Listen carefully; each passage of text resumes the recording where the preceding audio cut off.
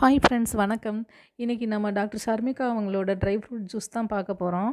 நான் இது 2 பேருக்கு போடுற மாதிரி எடுத்திருக்கேன். அதனால் 10 வால்நட், 30 உலர் திராட்சை, 4 அத்திப்பழம், 6 டேட்ஸ் எடுத்திருக்கேன். 10 பாதாம் பருப்பு எடுத்து அதை தனியாக ஊற வச்சுக்கலாம்.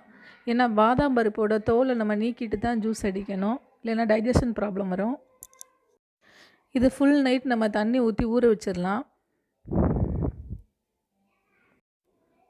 இப்போ நம்ம நெக்ஸ்ட் டே மார்னிங் பார்க்கலாம். ட்ரை ஃப்ரூட்ஸ் எல்லாமே நல்லா ஊறிடுச்சு. இப்போ பாதாமில் உள்ள ஸ்கின்னை நம்ம ரிமூவ் பண்ணி எடுத்துக்கலாம். டேட்ஸையும் ஊற வைக்கிறதுக்கு முன்னாடியே டேட்ஸில் உள்ள சீட்ஸை நம்ம எடுத்துடணும். இப்போ எல்லாத்தையும் சேர்த்து மிக்ஸி ஜாரில் போட்டு நல்லா ஃபைன் பேஸ்ட்டாக பிளெண்ட் பண்ணி எடுத்துக்கலாம். நான் இந்த ஜூஸை 1 மந்த்தாக ட்ரை பண்ணிக்கிட்டு இருக்கேன். இதில் நிறைய ஹெல்த் பெனிஃபிட்ஸ் இருந்தாலும் எனக்கு 3 to 4 kg வரைக்கும் வெயிட் போட்டுருச்சு. அதனால் வெயிட் ரிடக்ஷனுக்காக நம்ம இந்த ஜூஸை நம்ம எடுத்துக்க முடியாது. ஹெல்த் பெனிஃபிட்ஸ் ஆனால் இதில் நிறையா இருக்குது. நான் இந்த ஜூஸை தொடர்ந்து ரெகுலராக எடுக்கிறதுலேருந்து எனக்கு என்னென்ன சேஞ்சஸ்லாம் தெரியுது அப்படின்னா, என்னோடய ஸ்கின் நல்லா க்ளோவாக இருக்குது. எனக்கு இருக்க ஹேர் ஃபால் வந்து கொஞ்சம் கம்மியாக இருக்குது. அதோடு இல்லாமல் எனக்கு எப்போவுமே பேக் பெயின் ரொம்ப ஜாஸ்தியாக இருக்கும். என்னோடய பேக் பெயின் வந்து இப்போ கொஞ்சம் கம்மியாக இருக்குது.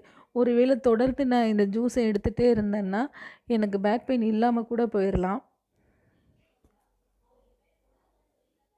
நீங்களும் இந்த ஜூஸை ரெகுலராக ட்ரை பண்ணி பாருங்கள். ஆனால் ஜூஸ் குடித்து ஒரு 1/2 hour கழித்து ஒரு டம்ளர் சுடு தண்ணி குடிச்சிக்கோங்க. இன்னொன்று, இந்த ஜூஸ் குடிக்கும்போது நம்ம ஏதாவது சின்ன சின்ன எக்ஸசைஸ் செய்யணும்.